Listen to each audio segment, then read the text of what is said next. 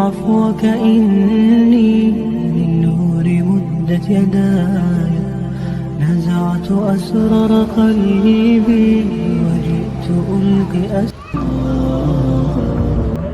अस्सलाम वालेकुम guys, I hope you all are doing really well.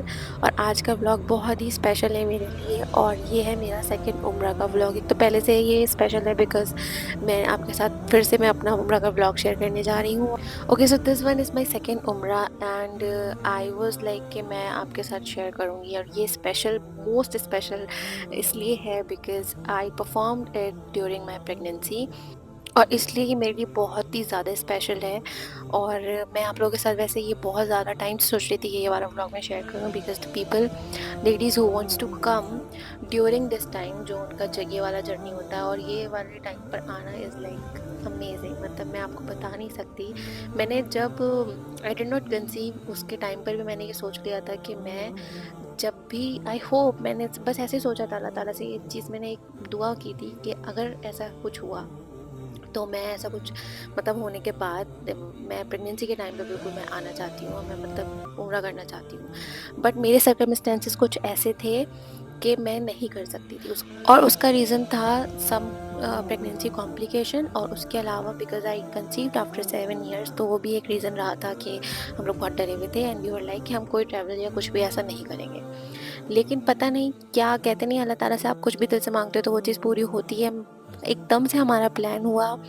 I talk to my doctor and she was like कि you are good to go, इस time पे बिल्कुल आप जा सकते हो, कोई प्रॉब्लम नहीं है।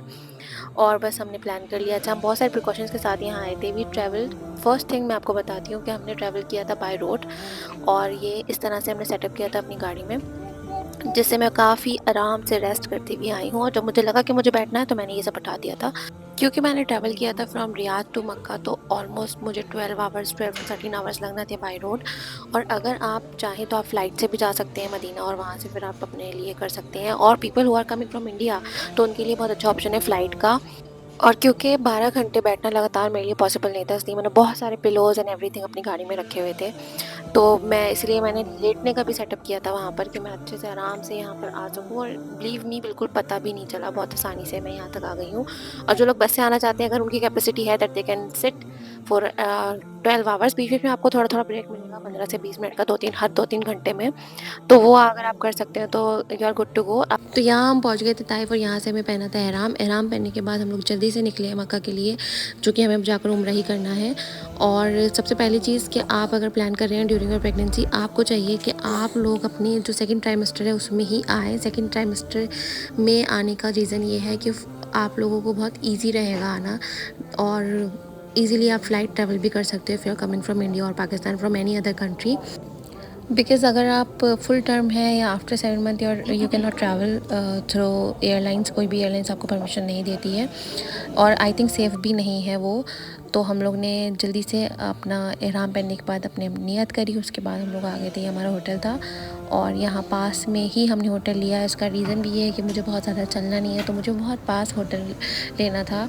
तो ये एक रही आपकी तीसरी टिप। पहली आपको ध्यान रखना है कि आपने अपना जो ट्रैवल है, ट्रांसपोर्ट, सोर्स ऑफ ट्रांसपोर्ट है, वो ऐसा होना चाहिए जो आपके लिए बहुत ज़्यादा कंफर्टेबल हो। दूसरा, आप अपने सेकंड ट्राइमेस्टर में आएँ। और तीसरा, आप अपना जो भी होटल लें वो बहुत पास लें, दोनों ही जगह, मदीना शरीफ में भी और मक्का में भी, अपने हरम के बिल्कुल पास में लें, क्योंकि ऑलरेडी इन दोनों ही जगहों पर बहुत ज़्यादा चलना पड़ता है। नेक्स्ट जो चीज़ आपके लिए हेल्पफुल रहेगी वो ये रहेगी कि अगर आप नीचे जो हरम है वहाँ पर वॉक करके जो अपना तवाफ़ है वो कर सकते हैं, तब तो आप करें। और नीचे अगर भीड़ है या आपके लिए थोड़ा सा भी अनकम्फर्टेबल है तो आप वहाँ ना करें।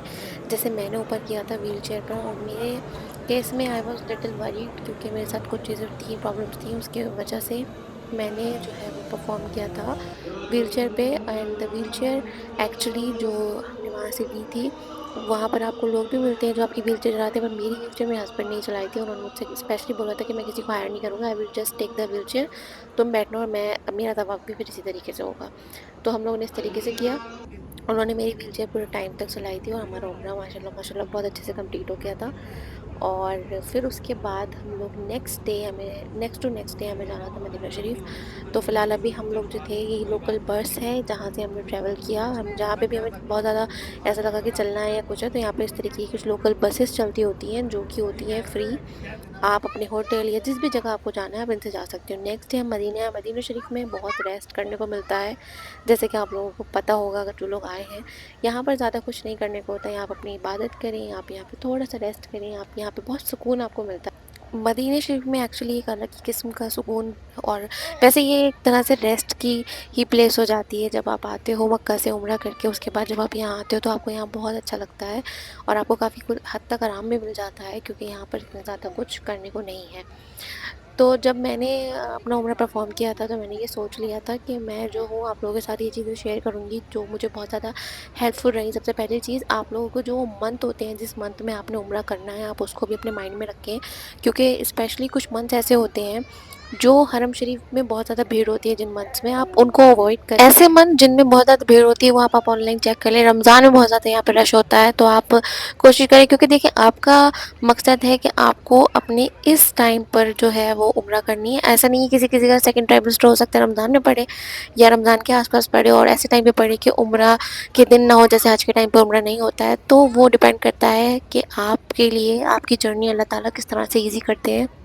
मेरे लिए मेरी जर्नी अल्लाह ताला ने बहुत ईज़ी कर दी थी।